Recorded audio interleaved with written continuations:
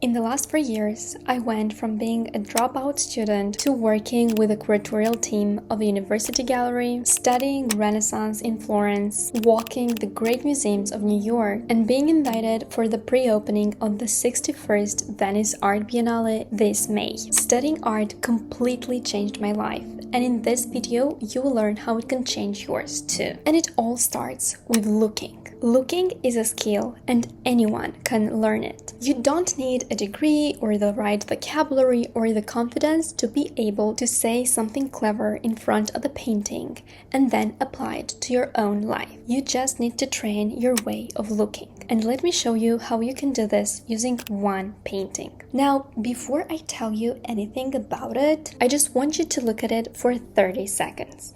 You can pause the video if you want. Now, you may or may not have noticed something a little bit strange about this painting. The fact that its frame is not outside the borders, but painted within it, right behind the Madonna and Child with angels. It seems to frame the background rather than the characters, while the figures are propelled towards the viewer. That may seem as just an interesting fact to know about a painting, but I want you to think about it from a different angle. This whole idea to position the frame within the painting was a breakthrough of its own back in the early days of Renaissance. Usually, the Madonna was painted against a golden background, completely separate from the ordinary life, and for sure not seated by a window with a view of the sea and mountains. Lippi took this boundary that everyone else treated as the edge of the sacred, put it behind Mary, and stepped her forward in the room with us. That's the first thing studying art gave me: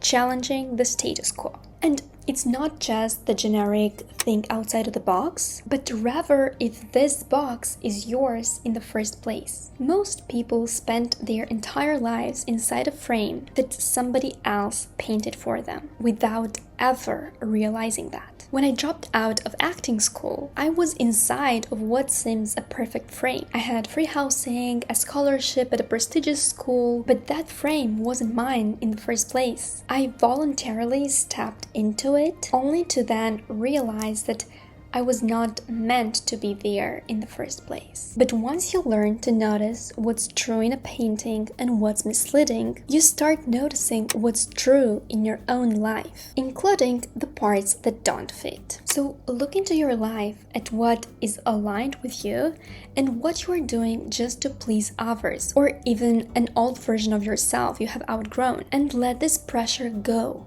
from your shoulders. This is how you finally understand that you have stepped outside of the frame and you are closer to what you really want to do, not something that people told you to do. The second thing that art gave me is actually hidden in the gaze of this angel. 30 years before Lippi worked on this painting, a man called Battista Alberti wrote the first real treatise on painting, and in it he gave painters a piece of advice: put someone in the scene whose job is to deal with the viewer, someone who turns to us, tells us what's happening, waves us closer, or warns us off. In simpler terms, this angel is the bridge between the painting and the viewer, applied to your personal life, between the outer world and your desires. This angel is basically you articulating your desires and your abilities into something easily digestible to the outer world,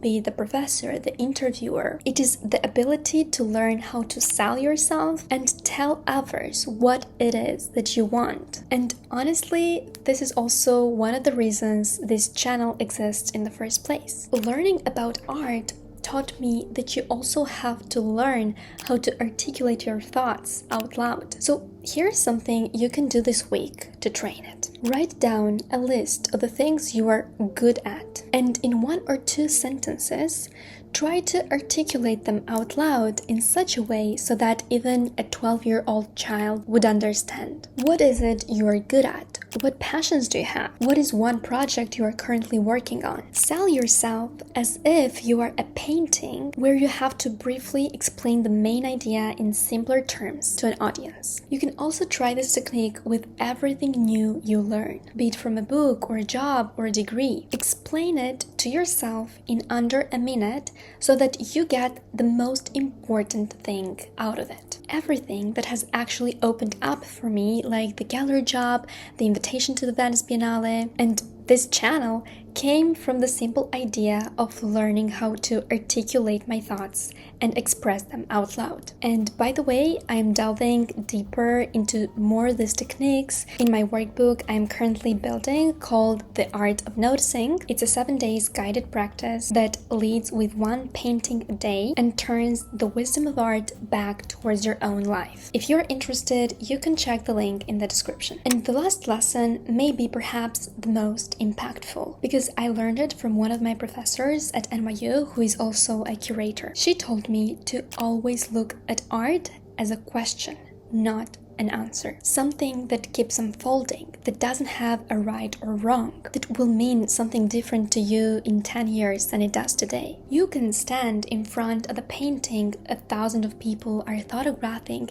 and feel nothing. And that's completely fine because this is actually how you build your personal taste. There are famous, beloved, historically acclaimed works that I feel cold about, and that's completely fine, and I stopped apologizing for that. But there's one condition, and this is actually the whole point of it.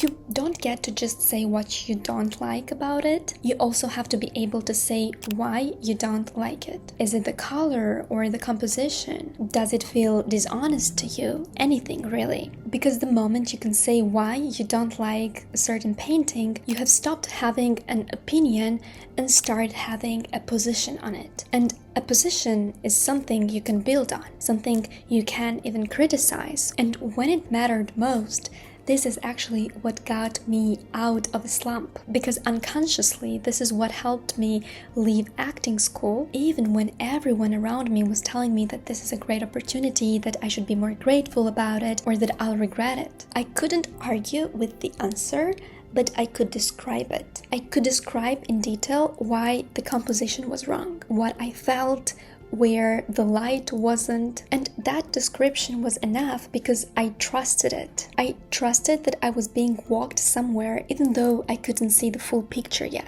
And I want to be clear about it, that was not confidence, because I think people imagine confidence as certainty. It was just the willingness to say why out loud to myself, even when nobody else agreed with my way of viewing my life painting. These free lessons are the most important parts that took me from being a dropout to being invited to the pre-opening of the Venice Biennale. Just the habit of challenging the status quo, learning how to articulate my thoughts better and better, and being honest what I want from life made a huge difference to me, because I stopped accepting what other people told me my life should be, and I just tuned in to myself, realizing that okay, maybe I want a different kind of painting, maybe I want a different kind of medium for that. And on my channel I look at art as a lens to understand better our daily life. So don't forget to subscribe if you found this video useful, and let me know in the comments what is one frame in your life that you have outgrown